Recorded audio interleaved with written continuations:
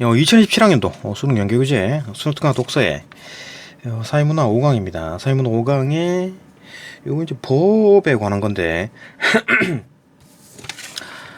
좀 설명해야 될 게 뭐가 있냐면 요거 이제 민법, 그죠? 민법하고 요 형법, 요거 좀 구분해야 돼요. 그죠? 민법과 형법 요 구분하는 거 이거 좀 알아야지 이해가 됩니다. 요거 설명할 거고 본문에서 그 다음에 요 뒤쪽에 이제 그 채권에 대한 얘기죠. 채권의 얘기가 얼핏 나오는데 요 부분도 좀 설명을 해야 되고, 그 다음에 수취인 불응 시에 이제 법원이 지급 명령을 내렸는데 이때조차 말을 안 들으면 어떻게 될 건가? 그것도 역시나 요건 이제 그 강제 집행, 그죠? 가압류 법원 경매 요 연관해 가지고 좀 얘기를 좀 해야 돼요, 그죠? 요 부분. 법원 명령 내렸는데 이때도 말을 안 들으면, 그러니까 은행이 수취인에게 돈 내놔라 그랬잖아요. 근데 이 또 불응했고, 근데 법원에 이제 그 지급 명령을 내렸어. 법원에다 신고해가지고, 그죠? 그러면 이제 그 법원이 이제 입만 터는 건 아니죠, 그죠? 명령을 내렸는데 그랬다고 말을 안 들으면 가압류합니다. 가압류, 그죠? 뺏어요. 가압류 해가지고 재산을 뺏어가지고 법원에서 팔아버려. 뺏은 재산, 자동차든 뭐 집이든 간에, 그죠? 간에 어쨌든 그 법원에서 팔아가지고 그 돈으로 돈을 줍니다. 그죠? 이것도 이따 설명해야 되고, 그 외에는 쭉 읽어지죠. 어려운 부분 없습니다. 그런 식이고, 일단 이건 이제 뭐 늘 하던 대로 요약하고 본문 보고 문제 풀겠습니다. 간단하게 요약합시다. 그게 일단 전체적인 내용이 뭐냐? 이건 이제 차고송금입니다. 차고송금. 차고송금은 뭐예요? 돈 잘못 보낸 거지. 그죠? 돈을 잘못 보냈어. 그럼 이제 어떻게 해결할 건가? 일반적인 해결 방식은 해당 은행에다 신고하겠죠, 그죠? 야, 근데 돈 잘못 보낸 것 같은데 큰일 났어요. 하면 이제 은행이 중개자가 돼가지고, 중개자, 그죠? 중개자가 돼가지고 수취인에게 연락을 합니다. 돈 받은 놈한테 연락하죠. 그러면은 수취인이 돈 보내줄게요 하면 쉽게 해결되는데 이놈이 거부를 해. 아니면 연락이 안 돼. 그러면 이제 법적 절차를 해야 됩니다. 그죠? 하여튼 비용이나 시간이 많이 들든 간에 어쨌든 법적 절차를 때려가지고 돈을 받아내겠지. 그 작은 돈이면 비용이 더 들겠고, 그죠? 큰 돈일 경우에는 받아내야 되지. 이 법적 절차가 어떻게 되어 있느냐? 두 가지. 민법으로 하거나 형법으로 하거나 아니면 둘 다 쓰거나, 그죠? 둘 다 할 수 있습니다. 일단 요 민법 같은 경우에는 민법 741조에 여기 있어요. 돈 돌려받는 어떤 그 조항이 있어요. 그리고 민사소송 때려가지고 돈을 받는데, 근데 이놈이 돈을 안 줘. 그죠? 이 돈을 안 줘. 그러면 이제 형사소송 때려가지고 형사처벌 횡령죄로 해가지고 깜빵 쳐넣어야지. 그죠? 이런 형사처벌 같은 경우에는 이제 벌금, 구속징역 이런 게 있습니다. 그죠? 그러니까 횡령죄는 어떨 때 성립하느냐? 인지했는데 내게 아닌 걸 알면서, 자기가 아닌 걸 알면서, 그죠? 반환을 거부하고 썼어. 사용해버렸어. 이때 이제 횡령죄가 성립돼가지고 벌금 때리고 깜빵 쳐넣습니다. 그죠? 근데 이제 요거 두 개가 이제 어떤 때 적용되느냐, 핵심 쟁점이 뭐냐, 그 손이, 몰랐어. 그죠? 몰랐다고. 은행에 돈이 잘못 들어왔는지 안 들어왔는지 모르고 그걸 썼어. 몰랐잖아. 그죠? 그럴 경우에 이제 민사 책임해가지고, 어쨌든 돈 반환 돌려줘. 이렇게 법원 명령해가지고, 그죠? 손해배상하거나 계약 이행하고 이제 반환해라. 법원에서 명령하겠죠. 그죠? 민사소송 때리면. 그래갖고 이제 말 들으면 되는데, 법원 명령이라도 이제 법원 명령 들어가지고 돈을 다시 반환하면 되는데, 이것도 불이행해. 법원 명령을 불이행할 경우엔 가압류하겠죠. 법원에서 돈을 뺐습니다. 그 사람 어떤 돈을 자동차든 집이든 아파트든 뺏어가지고 법원에서 팔아버려요. 경매해가지고 팔아버려요. 그 돈 가지고 갚아주는 거죠, 그죠? 그 피해자한테 주는 겁니다. 그다음 이제 악의는 뭐냐? 얘는 이제 알면서, 이게 선의는 몰랐잖아요, 그죠? 근데 악의는 알면서도 이제 이게 쓴 거지. 그죠? 이때 형법이 들어가는 겁니다. 그래가지고 형사처벌해가지고 인지했는데 반환을 거부하고 썼기 때문에 횡령죄 해가지고 형사처벌, 그죠? 형사처벌, 벌금 아니면 구속, 징역 때리는 거, 그죠? 그러니까 얘들이 이제 그냥 민법 같은 경우에는 그냥 몰랐어, 그죠? 몰랐을 때는 이제 민사 책임만 하고 형사소송은 안 합니다. 근데 이제 악의, 인지했는데 써버린 거는 횡령죄로 깜빵에 쳐놓고, 그러면 깜빵 쳐놓으면 이제 나는 돈을 보낸 사람은 무슨 이득이 있냐? 깜빵 보냈는데, 그죠? 같이 걸어야지. 형사소송도 걸고 민사소송도 동시에 걸어가지고 깜빵에 쳐놓고 그 다음에 돈은 돈대로 받아야 되겠지. 민사소송 해가지고, 그죠? 요럴 경우에는 형사, 민사 다 걸고, 선의일 경우에는 형사소송은 해당이 안 되죠. 횡령죄가 안 되니까, 그죠? 민사소송만 걸어가지고 돈을 받아내면 된다. 뭐 그런 얘기였고, 그 다음 은행 역할은 좀 원래는 이제 소극적일 수밖에 없습니다. 왜냐하면 개인정보보호법이 있기 때문에, 그죠? 금융소비자 이제 그 보호 차원에서 좀 이제 소극적으로 도와주긴 합니다. 수취인에게 연락해가지고 좀 돈 좀 갚아줘라, 반환해라 이렇게 타일러 가지고 하는데 강제 권한은 없어요. 돈을 뺏지는 못해. 뺏지는 못하고. 왜 그러냐? 개인정보보호법이 있고 그 고객의 돈을 함부로 막 뺐다가 썼다가 그렇게 못하는 거지, 은행이. 그죠? 소극적일 수밖에 없는 거지. 그러니까 이걸 좀 보완하는 방법이 차고송금 반환 지원 제도인데, 요때는 이제 은행과 요거 이제 예금보험공사가 둘이 아주 그냥 발벗고 나서가지고, 그죠? 해결하는 겁니다. 얘들 둘이가 쿵짝쿵짝 해가지고. 일단 뭐 차고송금 반환 지원 제도는 뭐냐? 적극적으로 움직이는데, 은행이죠. 신청, 이제 신청을 하는 거죠. 일단 돈을 잘못 보낸 사람이 신청을 합니다. 신청을 해요. 이제 뭐 액수 5만원에서 1억 사이, 그다음 날짜 뭐 1년 이내, 그죠? 그다음 반환 거부했다는 어떤 증거가 있어야 되겠지. 그러니까 돈을 받은 놈이 나 안 돌려줄 거야, 이런 어떤 거부, 이 세 가지 조건이 맞아지면 부합하면 신청을 합니다. 신청을 하면 이제 그냥 그 예금보험공사가 이제 움직이는 거죠, 그죠? 송금인이 신청하게 되면 예금보험공사가 드디어 이제 움직이기 시작합니다. 이때 부당이득 반환 채권 매입. 그러니까 부당이득 반환 채권을 매입한다는 얘기는 뭡니까? 채권을 매입한다는 얘기는 채권은 채권 어떤 행동을 요구할 수 있는 권리잖아요. 채권이라는 게, 그죠? 그러니까 원래는 부당이득 반환 채권은 누가 가지고 있었어요? 원래는 원래는 송금인이 가지고 있는 거지. 돈을 잘못 보낸 놈이 부당이득 반환 채권을 가지고 있잖아요. 근데 이거를 예금보험공사가 매입을 한다는 얘기 뭡니까? 얘가 가진다는 얘기지.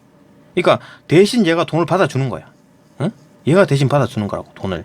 그러니까 채권을 얘가 가진다고. 그러니까 얘는 가만히 있고 이제 얘가 나서가지고 이 돈을 안 내놓는 놈, 수취인에게 야 이거 돈 내놔라 이렇게 하는 겁니다. 얘가 한다고. 원래는 얘가 하는 거지. 근데 얘가 그 채권을 매입해가지고 얘가 돈 내놔라고 하는 겁니다. 그죠? 그러니까 얘랑 뭐 이제 그 은행이랑 막 연락해가지고, 그죠? 뭐 전화번호 주고받고 막 해가지고 공장공장 해가지고 돈을 뜯어내는 겁니다. 뜯어낸다는 게 아니고 이제 받아내는 거죠, 그죠? 그래가지고 수취인에게 안내를 하는 거. 안내 말이시오, 안내지. 야, 너 그거 알면서 돈 반환 안 하면 그 수취인은 뭡니까? 돈 받은 놈이죠. 이게 그 안내라기 이런 말을 썼지만 너 그 돈 안 돌려주면 너 횡령죄로 걸린다. 깜빵 간다. 이게 이제 겁을 주겠지. 반협박이죠, 그죠? 해가지고 돈을 받아내겠지. 그러니까 이제 어떻게 하느냐. 이런 식으로 이제 그 안내해가지고 뭐 다시 보내라. 예금보험공사가 이제 전화를 하겠죠. 해가지고 이제 보내라고 하는데 이것조차 이제 얘 말도 안 들어. 얘 말도 안 듣는다고. 맨 처음에는 은행이 전화를 걸었죠, 그죠? 걸어가지고 수취인에게 돈 갚아줘라라고 했는데 반환 거부했어. 그다음에 이제 안 되니까 이제 송금인에게 이제 은행이 얘기를 하겠죠. 이거 돈 안 준다 그러는데요. 그러면 이제 그 은행이 야, 송금인에게 이제 예금보험공사에 전화해봐라. 요거 잘한다. 얘들이 처리해 줄 거다라고 하니까 얘가 신청을 해가지고 예금보험공사가 또다시 수취인에게 전화를 겁니다. 그럼 수취인이 예금보험공사 전화를 받고 돈을 돌려주면 되는데 끝까지 안 줘요. 그죠? 내 통장에 들어왔으면 내 거지. 이게 불응하면 이제 예금보험공사가 이제 드디어 이제 법원에다가 전화 걸어가지고 지급 명령 좀 해주세요라고 하면 지급 명령을 내리겠죠, 법원에서. 그죠? 수취인에게 지급 명령을 합니다. 그러면 이제 법원 전화 받고 얘가 이제 돈을 갚아주면 되는데 그래도 또 불응해. 만약에 법원 지급 명령을 또 불응하면 어떻게 돼요? 가압류해야 되겠지. 그죠? 법원은 얘한테 가압류 때려가지고 자동차든 집이든 뺏어가지고 법원에서 팔아버립니다. 경매로 해가지고 팔아버립니다. 그죠? 그리고 그 돈 갖다가 얘한테 주는 거지. 그죠? 어쨌든 간에 이제 돈을 회수를 하는 겁니다. 뭐 이런 식으로 하든 뭐 어떻게 얘가 이제 그냥 바로 이제 돈을 주든 간에 해가지고 돈을 회수를 하고, 회수를 하는데 대신에 이제 회수 비용이 이제 까지는 거지. 만약에 100만 원이었다. 그러면 이제 한 10% 까고, 그죠? 왜냐? 얘들도 움직여 일을 했고 은행도 일을 했잖아요. 그죠? 행정 비용이 들어갔지. 그러니까 10% 까고 90만 원만 돌려준다. 그죠? 어쨌든 90만 원 또 돈 반환이 된다. 뭐 그런 얘기였습니다. 그죠? 본문 가서 자세히 봅시다. 그러니까 뭐 이런 식입니다. 돈을 뭐 잘못 송금하면 이런 일이 벌어진다. 어? 그러니까 이제 차고 송금 문제는 개인적 차원과 사회적 차원과 같이 막 엮여 있다. 그죠? 그러니까 돈을 한번 잘못 보내니까 그것부터 시작해가지고 뭐 나쁜 놈이 막 돈을 안 갚고 막 은행이 전화하고 막 예금 보험공사까지 개입해가지고 법원까지 해가지고 막 난리치고 사회적 차원이죠, 그죠? 그러니까 돈을 잘못 보내면 골치가 아파진다. 예, 신경 써서 송금해야 됩니다, 그죠? 그러니까 뭐 2, 3만 원 이거 갖다가 이렇게 하기 힘들죠, 그죠? 2, 3만 원 잘못 보내면 받기가 힘듭니다. 그죠? 포기해야 되지. 하여튼 뭐 그렇다. 그리고 요거는 이제 그 민법, 그 형법은 일단 본문 가서 봅시다. 네, 여기까지 보고 이제 본문 들어가서 봅시다. 본문. 크게 어렵지 않습니다. 그죠? 예, 본문 들어갑시다. 1문단부터 봅시다. 1문단. 현대사회에서 디지털 금융기술의 발달은 금융거래 속도와 이제 편의성을 극적으로 향상시켰다. 그죠? 금융거래를 좀 편하게 해줬다. 그렇지. 모바일 뱅킹 등을 통해가지고 몇 번의 터치만으로, 핸드폰으로, 그죠? 송금이 이제 이루어지는 시대가 도래했지만, 이런 기술 발전은 예상치 못한 문제도 야기했다. 어떤 문제? 뭐 여러 가지 문제가 있겠지만 그 중에서 대표적인 사례가 이제 차고 송금. 돈 잘못 보냈다는 얘기죠, 그죠? 차고 송금, 송금을 차고 했다. 차고 송금이란 뭐냐? 송금인, 돈 보내는 사람이 실수로 의도치 않은 계좌에다가 돈을 보내는 경우, 다른 사람한테 돈을 보냈다는 얘기지, 그죠? 입력 오류, 입력을 잘못했거나, 아니면 수취인 차고 선택, 수신을 잘못 선택했거나, 또 뭐 다양한 원인에 의해서 발생한다. 그러니까 개인이 잘못한 겁니다, 그죠? 송금을 잘못한 거지. 이거 뭐 어렵지 않고, 그 차고송금, 이거 조심해야죠. 조심해야 됩니다. 2문단 봅시다, 2문단. 차고송금이 발생했을 때 송금인은 즉시 이 해당 은행에 이제 신고해가지고, 내가 잘못 보냈는데요. 라고 이제 해당 은행에 얘기를 하는 거죠. 그래갖고, 돌려달라. 그죠? 반환 요청을 하며, 은행은 이제 그 얘기를 듣고 신고 받았잖아요. 그러면 이제 중개자, 그러니까 이 사람은 중개입니다, 중개. 그러니까 직접적으로 나서가지고 막 돈을 뭐 뺏어가지고 다시 이 사람한테 주고 그러지 않죠, 그죠? 중개자로서 수취인, 돈 받은 놈이죠, 그죠? 이게 이제 연락해가지고, 야, 이거 송금 실수된 것 같다. 응? 자발적으로 좀 반환을 해라. 라고 이제 유도를 하는데, 강제성은 없죠. 강제성은 없습니다. 이때 이제 수취인이 동의를 하면은, 뭐 간단하게 이제 환급 절차가 이루어지죠. 그럼 내가 보내줄게요. 라고 하면 되는데, 그죠? 근데 반환을 거부. 뭐 나한테 들어온 거 다 내 거지 뭐. 아니면 뭐 연락이 닿지 않을 수가 있죠. 왜냐하면 예전에 이제 아주 옛날에 뭐 이렇게 은행 계좌를 만들어 놨는데, 그죠? 그 계좌를 이제 안 사용한 거지. 아주 오랫동안, 그죠? 그러면 그 오랫동안 핸드폰 번호를 바꿔버렸어. 그러면 이제 연락이 안 되는 경우가 있죠, 그죠? 그 얘기를 하는 겁니다. 연락이 닿지 않은 경우에 이제 그 상황이 좀 복잡해진다. 이때가 문제가 생긴다. 이러면 어떻게 해야 돼? 돈 보내는데 다시 못 받을 가능성이 있죠, 그죠? 받기가 어려워지죠, 그죠? 이럴 경우에 송금인은 이제 직접 법적 절차를 이제 진행해야 된다. 법으로 이제 하는 수밖에 없죠, 그죠? 차고 송금인은 실수로 돈을 잘못 보낸 사람, 돈을 잘못 보낸 사람은 그 실수를 바로잡기 위해 가지고 직접 회수를 시도하는데, 하지만 이제 법적 대응에 들어가는 비용과 시간, 이거 뭐 또 뭐 해가지고 법적 대응하고 뭐 변호사 찾아가지고 물어보고 변호사 또 고용하고 또 돈도 들고 시간도 들고, 그죠? 절차 복잡성으로 인해 가지고 실질적인 피해를 감내해야 된다. 그 쉽지가 않죠. 그 은행이 직접 이제 그 사람 그 잘못 들어간 통장에다 돈을 뺏어 가지고 그냥 돌려주면 되는데 그게 쉽지가 않지, 법적으로. 그게 안 된다. 법적으로 안 되게 돼 또. 은행이 직접 돈 뺏는 게, 그죠? 그게 안 되기 때문에 직접 이 사람 돈 잘못 보낸 사람이 직접 법적 대응하는 수밖에 없다. 그렇게 되면 이제 비용도 시간도 많이 든다. 그 실질적인 피해가 난다는 얘기죠. 특히 금액이 이제 소액일 경우에, 이건 뭐 한 5만 원 이럴 경우에는 못 받을 가능성이 높죠, 그죠? 그러면 그걸 5만 원 받으려고 막 변호사 고용하고 막 경찰서 들락날락하고 뭐 시간 뺏기고 쉽지 않죠, 그죠? 차라리 5만 원 안 받고 말지, 이렇게 되는 거지, 그죠? 금액이 소액일 경우에 회수에 드는 행정적 노력과 이제 비용이 실이익, 그죠? 5만 원 받는 것보다 비용이 더 든다, 그죠? 그런 거 초과하기도 하며, 수취인의 연락처조차 이제 파악하지 못하는 경우가 많다, 그죠? 그럼 연락이 안 되는 거야. 은행에 기록되어 있는 전화번호가 옛날 번호야. 018 막 이런 거, 그죠? 그런 게 많아가지고 송금이는 문제 해결에 어려움을 겪을 수밖에 없다. 어렵겠지. 이에 따라 차고 송금이는 단순 실수가 어떤 부당한 손실로 이어지는 현실에 이제 불합리하다. 이거 좀 뭔가 좀 불합리한 것 같아. 내가 좀 실수를 한 건 있지만은 그것 갖다가 또 이렇게 힘든가? 이거 이제 불합리하다라고 느끼며 제도적으로 어떻게 보완 좀 안 되나요? 그다음에 금융기관이 좀 은행이 좀 알아서 좀 뺏어주고 주면 안 되나? 그런 어떤 요구하는 입장을 갖게 된다. 그 얘기죠, 그죠? 그러니까 신경 써야 되면 조심해야 돼요, 그죠? 쉽지 않습니다. 3문단. 법적으로 볼 땐 차고송금이는 민법 제 741조 민법에 따라 가지고 부당 이득 반환을 청구할 수 있다. 그러니까 뭐 법적으로는 이제 청구할 수 있는 거지. 그러니까 돈을 다시 받아야 되겠지. 왜냐면 잘못 보낸 거기 때문에. 그죠? 그거는 이제 법적 근거가 뭐다? 민법에 있다. 민법. 그죠? 이 조항은 뭐냐? 법률상 어떤 원인이 없이 법적으로 어떤 원인이 없이 타인의 재산 또는 이제 노무가 뭐냐면은 일을 해준 거야. 내 노동력을 준 겁니다. 그러니까 어떤 내가 그러니까 뭐 내가 이제 사장이고 알바를 고용했잖아요. 그럼 알바는 나에게 노동력을 준 거잖아요. 그죠? 그게 이제 노무입니다. 그게 그죠? 그 노동력, 타인의 재산 또는 그 뭐 노동력으로 인해 가지고 이익을 얻었는데 이로 인해 가지고 이제 타인에게 손해를 가한 자, 그죠? 그 이제 내가 이제 노동력을 그러니까 나한테 일을 해줬는데 일을 해준 알바에게 돈을 안 줬어, 월급을 안 줬어, 뭐 손해를 가한 거죠, 그죠? 아니면 재산, 지금처럼 남의 돈이 내 통장에 들어왔네, 뭐 남의 거 아는데 그냥 써버린 거지, 그죠? 그러면 손해를 가했잖아요, 그죠? 손해를 가한 자는 그 이익을 반환해야 한다. 이게 이제 민법에 있는 거지, 민법에.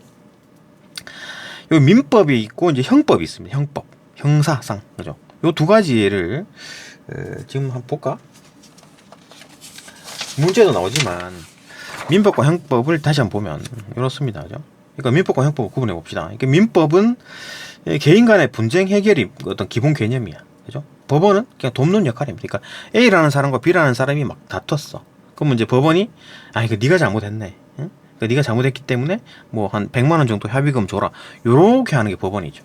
이 법원이 막 깜빡이 쳐넣어 저거 뭐 그런 거 법원 벌금 때려 저거 징역 보내 이런 거 하지 않습니다. 민법에서는. 그죠? 이거 벌금 뭐 구속하라 징역 보낸 거 이런 거는 민법이 하는 게 아니에요. 이 형법이 하는 거예요. 형법은 뭐냐? 범죄를 처벌하는 거지. 범죄를 저질렀어. 그래가지고 그 사람을 사회적으로 격리를 시켜야 되지. 그죠? 범죄를 저질렀으니까. 그죠? 가만 놔두고 안 되지. 사회랑 격리시켜가지고 좀 이제 정신 차리게 만들어야 된다. 그죠? 사회를 보호해야 되는 거지. 그죠? 국가가 이제 직접 처벌하는 걸 이게 형법입니다. 그죠? 이게 기본 개념이고. 초점 어디다가 이제 중점을 두느냐? 얘는 이제 사적 이제 권리 보호. 그러니까 A라는 사람과 B라는 사람이 싸웠어. 재산 가지고 싸웠어. 돈 가지고 싸웠어. 그러면 이제 그 사람들의 또 사적 권리를 보호하는 거지. 그죠? 네가 잘못했네? 아니면 네가 잘못했네? 이런 식으로. 그죠? 법원이 그렇게 한다. 형법은 뭐다? 공공 질서 유지하는 거죠. 범죄자가 막 나쁜 짓을 하고 돌아다녀. 이런 가만 놔두면 또 나쁜 짓 할 것 같아. 그냥 깜빡이 쳐넣는 거지. 그죠? 징역 보내는 거. 구속시키고. 그죠? 처벌 방식은 어떻게 되느냐? 민법에서는 어떻게 처리하느냐? 법원이 명령 내리는 겁니다. 명령. 야, 돈 그거 반환해. 아니면 뭐 손해배상 얼마 해. 요렇게 이제 명령을 내리는 거죠. 그럼 뭐 입만 터나? 아니죠. 불이행을 하면 어떻게 돼요? 강제 집행을 하면 강제 집행. 가압류. 그러니까 어떤 사람이 이제 잘못했다라고 이제 판결을 내렸죠. 잘못한 사람이 법원에서 명령을 내리는 거지. 그죠? 잘못한 사람에게 명령을 내리는데 명령을 내려가지고 이거 손해배상해라라고 했는데 이행을 안 했어. 그러면은 법원에서 가압류 그죠? 그 사람의 재산을 뺏는 거지. 강제로 뺏어가지고 법원에서 그 뺏은 물건을 갖다 팔아버려. 경매에 붙여가지고 팔아버립니다. 판 돈 있잖아요. 그 판 돈을 이제 이제 피해 본 사람에게 주는 거지. 그죠? 이렇게 강제 집행하는 거. 요거는 역시나 형사처벌은 아닙니다. 그죠? 형사처벌 아니죠. 그죠? 가압류나 법원 경매는 형사처벌이 아니다. 근데 이놈이 이제 고의적으로 막 악의를 가지고, 그죠? 고의적으로 아주 나쁜 놈이죠. 고의적으로 이제 거부하고 방해하고 이러면 형사처벌이 가능하다. 형사처벌은 뭐다? 벌금, 구속, 징역 이런 거. 그죠? 가능하다. 이게 시비 거는 거잖아. 이거는 완전히 그냥 거부하고 방해하고 이런 거니까. 그죠? 형사처벌이 가능하다. 형법에서 이제 처벌은 뭐 당연히 형사처벌, 그죠? 벌금 때리거나 아니면 구속. 이거 벌금이 아니죠. 가압류하고 법원 경매하는 건 벌금이 아니고 벌금이랑 성격이 다르죠. 그죠? 벌금은 이거 누가 받습니까? 피해자한테 벌금을 내나요? 아니죠. 국가에다 벌금 내는 겁니다. 국가에다가. 그죠? 그다음 이제 구속하거나 이제 징역 때리거나. 그죠? 교도소가거나 그래야 된다. 이게 형법입니다. 그죠? 민법과 형법 구분할 수 있어야 돼요.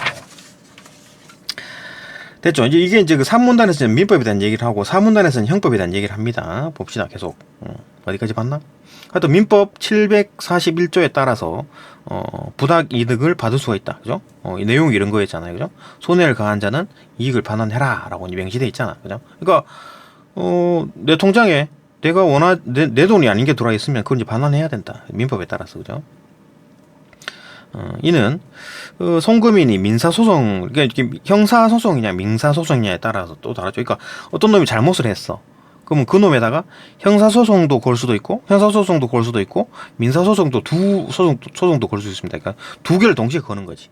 그리고 형사소송에서 이기면 이놈 깜빵 가거나 벌금 맞고, 아니면 민사소송에서 이기면 나한테 손해배상을 해야 되는 거지. 그죠? 이해되죠? 그죠? 두 가지 다 한 놈한테 요 두 가지 다 걸 수 있습니다. 어쨌든 이는 송금인이 민사소송을 통해 가지고 수취인을 상대로 반환을 청구할 수 있는 근거가 되는 거죠. 법적 근거죠. 그죠? 민사소송 걸어가지고, 야, 민법 741조에 의거해가지고, 너 돈 내놔. 이렇게 할 수 있다는, 법적 근거가 있다는 얘기입니다. 그러나 소송은 이제 절차가 번거롭죠. 그죠? 변호사도 뭐 또 사야 되고, 뭐 돈도 들고, 막, 변호사 또 한두 푼 드나? 비싸죠. 시간도 비용, 시간과 비용. 시간도 들고 왔다리 갔다리 해야 되고, 그죠? 비용도 들고. 하니까, 수취인이 이제 고의적으로 이제 반환을 회피하는 경우에. 근데 이렇게 하는데, 수취인, 돈 받은 놈이, 예? 이게 또 고의적으로 반환을 회피하는 경우, 고의적으로 막 도망가려고, 해외를 도피하려고. 이러면 송금인은 더 힘들어지겠지. 그죠? 돈 잘못 보낸 사람은 더 힘들어지겠지. 맞는 얘기고. 이제 민법에 대한 얘기였습니다. 4번 사문단 봅시다.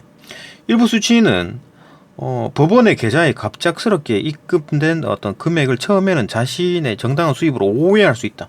그럴 수 있지. 뭐 신경도 안 쓰고 있다가 뭐 은행에 돈이 있는지 없는지 총 금액을 보나? 잘 안 보죠. 그죠? 안 모를 수도 있잖아요. 그죠? 뭐 내 돈인 거 갚다 하고 그렇게 모를 수도 있고. 또는 일부 수취인은 이제 송금인의 연락을 받지 못해. 상태에서 이루어진 입금만으로 차고 송금을 이제 인지하지 못하는 거 몰라. 그죠? 연락을 못 받았어. 그죠? 모를 수가 있죠. 그죠? 그럴 수 있지. 이 사람이 특별하게 또 핸드폰이 없네? 아니면 나이가 많이 들어가지고. 그죠? 뭐 그럴 수도 있잖아요. 그죠? 그러니까 모를 경우가 있을 수가 있다는 얘기지. 그죠? 그런데 반환 요청을 받았어. 그럼 안다는 얘기잖아. 그죠? 이게 모를 경우 말고. 그죠? 반환 요청을 받았어. 은행을 통해서 연락을 받았다. 안다는 얘기잖아. 그러면 수취인은 타인의 돈을 잠깐 맡고 있는 보관자가 된다. 아는 순간 법적으로 보관자가 되는 겁니다. 그죠? 아, 내게 아니구나 라는 걸 인지하게 된다는 얘기지. 그럼 형사상으로 수취인이 송금 실수임을 인지하고도 알면서 고의로 반환을 거부하고, 야, 이거 어떻게 뭐 내가 또 떼먹을 수 없을까? 이렇게 생각하거나, 아니면 돈을 임의로 썼어. 난 써서 없는데 뭐 이런 식으로 하면, 그죠? 횡령죄. 왜냐하면 알잖아. 알고도 그랬잖아. 알고도 썼잖아. 그죠? 그럼 횡령죄가 된다. 횡령죄는 형사법. 그죠? 형법에 적용이 됩니다. 그죠? 민법에 적용이 되는 게 아니고, 횡령죄는 형법에 적용됩니다. 그죠? 타인의 재산을 보관하는 자가 반환을 거부하거나 임의로 사용한 경우에 성립하는데, 횡령죄가 성립할 경우에는 수취는 형사처벌, 그죠? 형법, 그죠? 이건 민법은 민사소송, 형사소송, 그죠? 형사처벌 받을 수가 있다. 이게 이해되죠, 그죠? 그러니까 이제 이놈이, 응? 그러니까 그 처벌을 어떻게 내리느냐. 만약에 그 법적 대응은, 그러니까 잘못 보낸 사람이 법적 대응을 어떻게 하느냐. 산문단에서는 이제 그 민법으로 대응하는 방법, 그다음에 사문단에서는 형법으로 대응하는 방법입니다. 그죠? 봅시다. 오문단은 뭔 얘기하냐면, 그 핵심 쟁점이 뭐냐. 그러니까 형법에서 이제 모르는 경우가 있고, 알면서도 썼을 때 그때 이제 그 횡령죄 걸린다 그랬잖아요. 그죠? 횡령죄 된다 그랬잖아요. 그러니까 몰랐을 경우, 그다음에 알았는데 이렇게 돈을 안 돌려주거나 썼을 경우, 그때 말하는 거잖아요. 그죠? 핵심 쟁점이 뭡니까? 그 수취인의 행동이 선의였는지 악의였는지, 그게 핵심이죠. 그죠? 그러니까 악의였다면 횡령죄가 성립되고, 선의였다면 횡령죄가 성립이 안 됩니다. 봅시다. 그게 뭔 얘기냐면, 선의란 차고 선금을 몰랐다고. 그죠? 이때는 이제 민사적 반환 의무만 있는 거지. 이때는 이제 민사만 이제 적용이 되는 거야. 그죠? 그러니까 돈 돌려줘야 될 의무만 있는 거야. 깜빵에 가지는 않지. 그죠? 의무만 존재하며 형사처벌 대상이 아닌 거지. 형사처벌은 깜빵 보내는 거잖아요. 그죠? 반면 이제 악의가 뭡니까? 아는 거지. 아는데 야 이거 돈 어떻게 떼먹을 수 있을 방법이 없을까? 이런 나쁜 생각을 한 거지. 그죠? 악의, 나쁜 의도. 그죠? 송금 실수를 알고도 아는 순간 이제 악의로 돌변하는 악의로 될 가능성이 높아지는 겁니다. 그죠? 송금 실수임을 알고도 이제 반환을 거부하거나 소비한 경우에는 그죠? 이때는 형사 책임이 성립한다. 당연히 민사도 적용됩니다. 그죠? 그러니까 선의 같은 경우에는 민사 소송 걸어가지고 돈 내놔라 할 수 있고 형사처벌은 안 되고 형사소송 안 걸리고 악의 같은 경우에는 형사소송도 걸리고 민사소송도 걸리겠지. 형사소송 해가지고 깜빵 쳐놓으면 나한테 무슨 이득이 생기냐. 민사소송 걸어가지고 나한테 돈 내놔라 해가지고 해야지 내가 돈을 찾을 수 있지. 그죠? 그러니까 이놈한테는 악의로 그 돈을 안 돌려준 놈한테는 형사소송도 걸고 민사소송도 걸어가지고 형사소송으로 깜빵 보내고 민사소송으로 돈을 받아내야지. 그죠? 이런 어떤 판례가 있네 봅시다. 대표적인 판례로 2021년 차고송금 사건이 있다. 실제로 이런 사건이 있었네요. 봅시다. A라는 사람이 실수로 이제 920만 원. 뭐 크다면 크고 많다면 크다면 크고 작다면 작은 돈인데 이걸 다른 사람의 계좌에 송금을 했어. 근데 수취인은 이 돈이 자기 것이 아님을 인지했네. 악의네, 악의. 그죠? 반환하지 않고 썼네? 생활비로 소비를 했구나. 써버렸네. 그 법원은 이에 대해 가지고 야 수취인이 자금 출처를 알고 있었잖아. 너 알면서 수취인이 돈 받은 놈이죠. 이를 반환하지 않고 소비한 점에서 이제 불법 영득 의사 불법으로 그죠 득 얻을 어떤 쓸 그런 의사가 인정된다. 악의가 인정된다. 그죠? 라고 하며 징역 2개월에 집행유예 1년을 선고했답니다. 그러니까 징역 2개월인데 집행을 안 해. 1년 동안 집행을 안 한다고. 그죠? 집행유예 1년. 그러니까 징역 2개월에 집행유예 1년은 뭐냐면 1년 동안 집행을 안 한다는 얘기입니다. 1년이 지나면 어떻게 됩니까? 사라지는 거지. 그죠? 착하게 살아야지. 그동안 착하게 살아야 되는데 또 나쁜 짓을 했어. 그러면은 징역 2개월 플러스 또 나쁜 짓 한 거에 대해서 이제 몇 개월 플러스 시켜가지고 감방 가는 거지. 그죠? 집행을 하는 겁니다. 그죠? 그러니까 이놈이 이제 아무런 잘못 안 하고 1년 동안 얌전히 살면은 징역 2개월은 날아가는 겁니다. 바로 구속은 아니구나. 그죠? 어쨌든 간에 징역 2개월에 집행유예 1년을 선고했습니다. 이는 차고송금에 대한 법원의 명확한 어떤 판단 기준. 그러니까 법원이 이렇게 이제 결론을 내린 겁니다. 이게 판례입니다. 대체로 이제 이후로는 이런 식으로 다 이제 판례를 따라서 법원이 뭐 어떤 결정을 하겠지. 그죠? 어쨌든 간에 이제 그 핵심 내용은 뭐다? 알았느냐? 몰랐느냐? 그죠? 몰랐으면 민사적으로 해결. 그 다음에 아는데 그렇게 했다? 민사소송 플러스 형사소송 걸어가지고 깜방 보낼 수도 있다. 그죠? 징역 2개월 보낼 수도 있다. 뭐 그런 얘기였습니다. 요거는 육문단 봅시다. 요건 육문단은 이제 은행에 대한 얘기. 은행이 좀 잘하면 안 되나? 그 얘기를 하는데 봅시다. 은행이 좀 알아서 좀 받아주면 뭐 편할 거 아니에요. 좀 민사소송이 나발이 어딨냐. 그냥 뭐 그 계좌에다가 돈을 다시 찾아버리면 되지 않느냐. 그렇게 할 수 있죠. 그죠? 그렇게 생각할 수 있죠. 봅시다. 은행은 송금 행위의 통로 역할을 하는데 실질적으로 차고송금을 발생시킨 주체는 아니죠. 은행이 잘못한 건 아니야. 그죠? 돈 보낸 사람이 잘못한 거지. 주체가 아닌 거지. 그러니까 차고송금은 송금인의 실수로 인해 가지고 발생한 것이기 때문에 은행은 법적 책임을 지지 않겠지 당연히. 뭐 은행이 잘못한 게 없잖아요. 잘못 보낸 건데. 계좌번호 잘못 입력했거나 아니면 확인을 안 했잖아요. 그 사람이. 그죠? 돈 보내는 사람이 확인 안 하고 보냈기 때문에. 은행 책임은 없습니다. 법적으로. 다만 이제 금융소비자 보호 차원, 그러니까 그건 너무 좀 야박하다 이래가지고 금융소비자 보호 차원에서 수취인에게 연락하고 이제 뭐 반환 의사도 확인하고 뭐 이렇게 두 사람 돈 안 주면 신고 이렇게 하세요 이렇게 이제 한다는 얘기지. 좀 이제 보조적인 역할을 한다. 그죠? 좀 소비자 좀 보호하려고. 그렇게 수행하거나 또 차고송금 반환 지원 제도 이런 게 있어요. 그죠? 차고송금 반환 지원 제도에 대해서 설명할 겁니다. 요 얘기를 할 텐데 봅시다. 차고송금 반환 지원 제도는 이제 뒤쪽 얘기를 할 겁니다. 그러니까 이렇게 이제 어떤 소극적인 어떤 뭐 대응, 그죠? 소극적으로 조금 이제 자기가 나서 가지고 뭐 하는 게 아니라 이 정도 보호 차원에서 이렇게 해주는 거. 그다음 두 번째는 차고송금 반환 지원 제도라 그래가지고 요걸 좀 요때는 좀 중요하게 직접적으로 협력 주체로 막 이제 편을 들어주는 거지. 차고송금 반환 지원 제도에서는 은행이 막 주체로 참여해가지고 막 이렇게 막 나서가지고 발벗고 나서가지고 막 도와준다, 그죠? 일단은 이제 이것도 봅시다. 그러니까 차고송금 반환 지원 제도는 뒤쪽에 얘기가 나오고 일단 앞에 거부터 일단 뭐 그러나 이제 수취인이 반환을 거부할 경우에 그러니까 앞에 거, 그죠? 수취인에게 연락해가지고 반환 의사를 확인하고, 그죠? 전화해가지고 좀 돈 보내주세요 하니까 왜 내 돈이 나한테 들어왔으면 다 내 거지 막 이렇게 하면, 그죠? 그럼 이제 그 송금인에게 야, 신고 이렇게 하세요라고 이제 알려주는 정도겠죠. 그러나 이제 수취인이 계속 봅시다. 수취인이 그러나 수취인이 반환을 거부할 경우 내 건데 뭐 이렇게 할 경우에 은행은 연락처와 주소 같은 어떤 수취인의 개인 정보를 송금인에게 제공할 수 없고, 이거 송금인이 답답해가지고 야 내가 찾아가가지고 내가 좀 부탁해볼게, 주소하고 전화번호 좀 줘봐봐. 그럼 안 준다는 얘기죠, 은행에서는. 그죠? 제공할 수 없습니다. 이거 뭐 개인 정보 보호법이겠지, 그죠? 그다음에 또 강제로 반환을 강제할 권한도 없어요. 은행이 그 잘못 보낸 거 다시 또 뺏을 수 없습니다. 법에 있는 거지 이거는, 그죠? 함부로 은행이 어떤 고객의 돈을 함부로 빼고 놓고 그렇게 하면 안 됩니다. 큰일 나지, 그죠? 권한도 없다.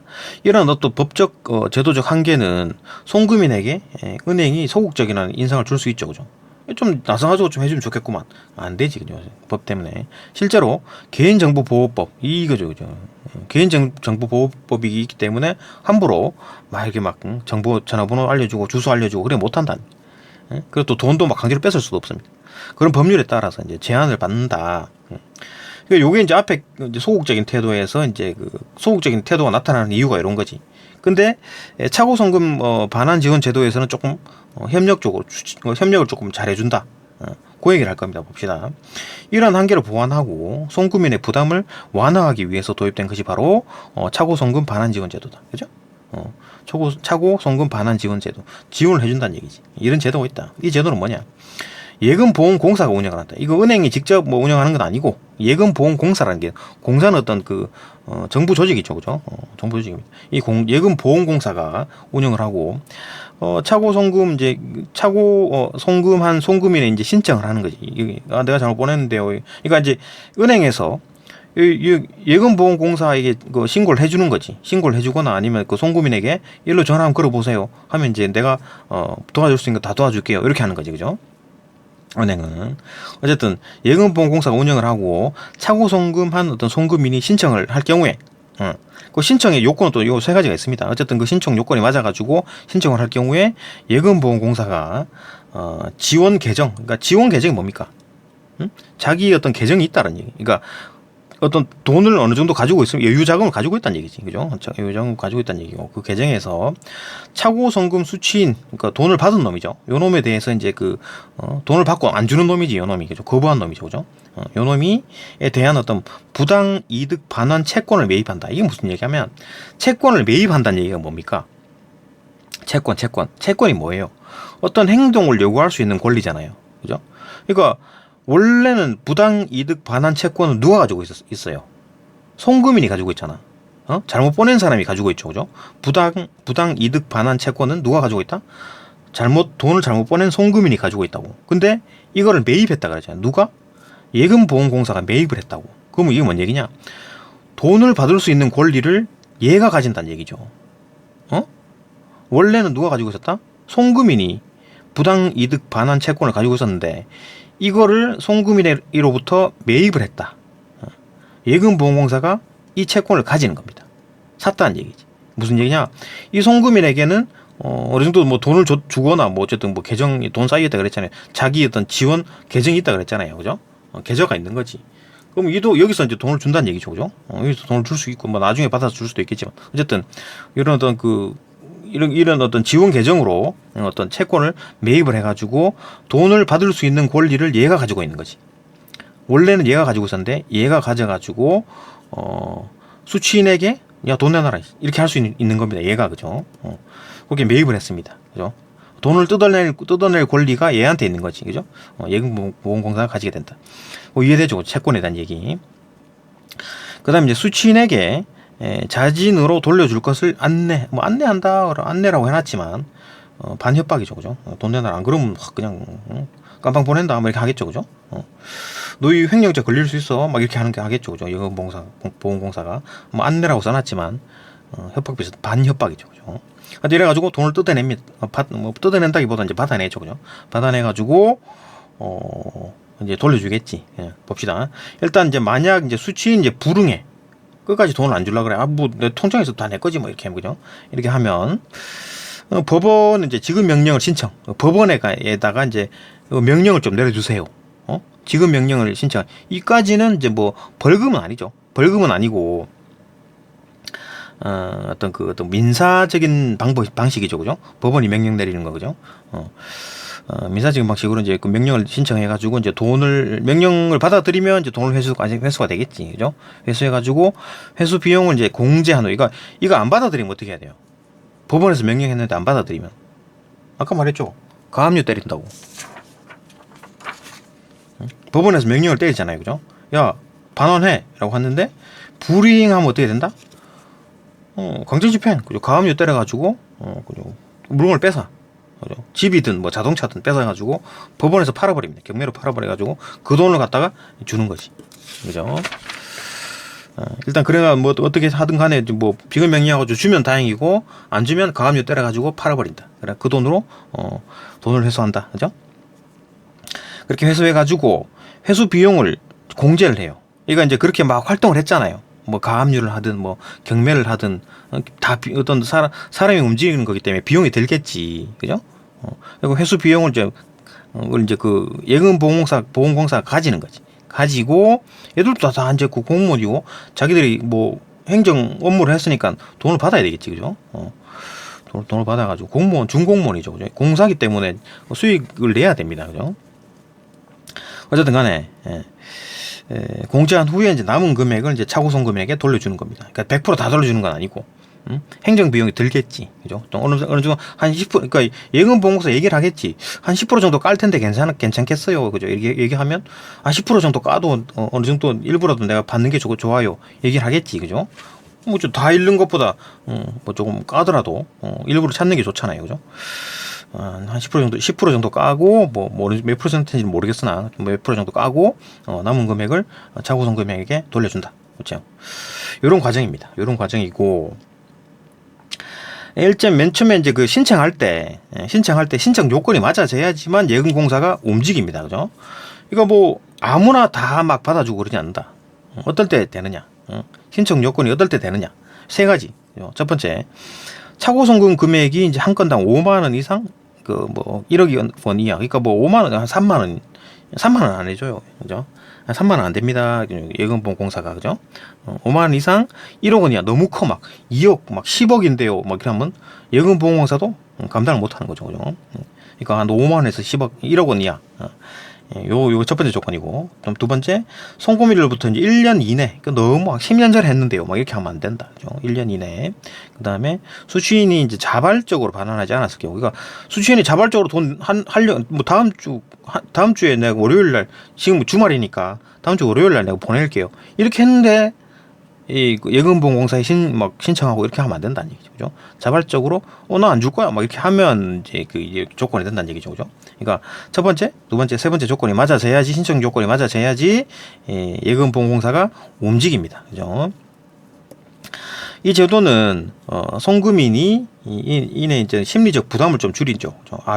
예금보험공사가 좀 도와주고 이제 은행도 이렇게 적극적으로 협조를 해주는구나, 그죠? 심리적 부담이 좀 줄어들고, 또 실제로 제도 시행 이후에 이제 실제 회수율도 좀 형성이 되겠죠, 그죠? 혼자 돈 받으려고 하고 힘들잖아요. 근데 이런 어떤 제도가 있으니까 조금 이제 좀 형성이 되겠죠, 그죠?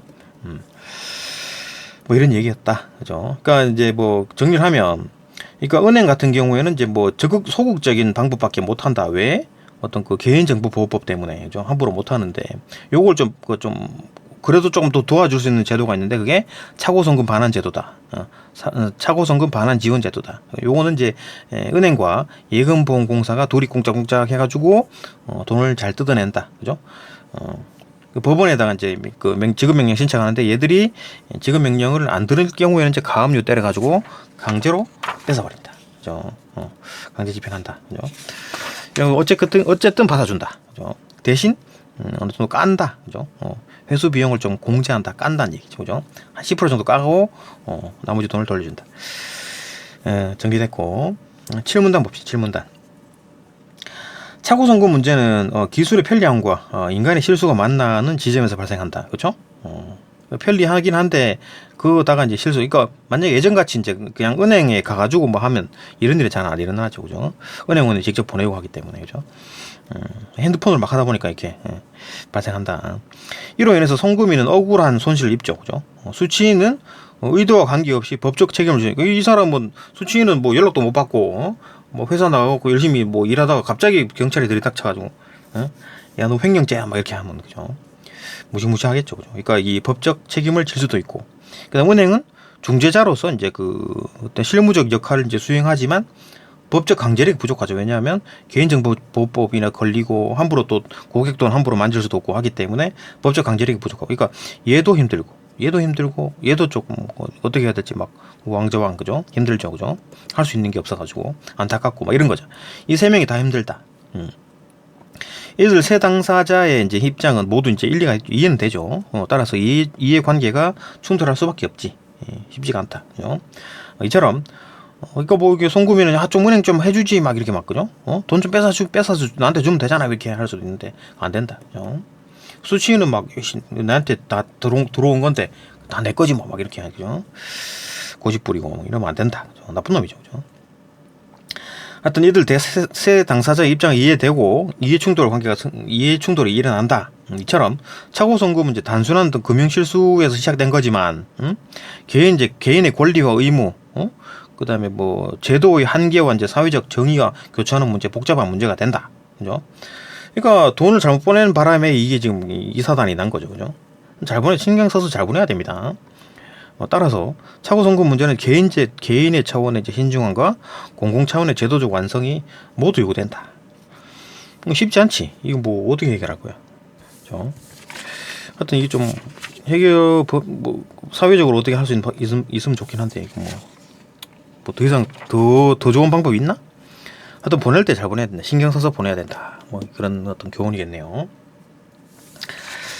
네, 여기까지 뭐 별로 어렵지 않았죠, 그죠? 그러니까 뭐 여기서 민법, 형법 요거 구분하는 거, 그다음에 그 채권, 그죠? 요 부분 이해 안 되는 부분 좀 설명했습니다. 그리고 또 요 만약에 수취인이 불응했을 때 이제 그 법원에서 지급 명령 내리는 거, 그죠? 지급 명령 안 따랐을 때는 강제 집행을 한다. 뭐 그런 얘기까지 했었다. 그 외에는 뭐 어렵지 않았다, 그죠? 네, 여기까지 보고 이제 문제 넘어갑시다.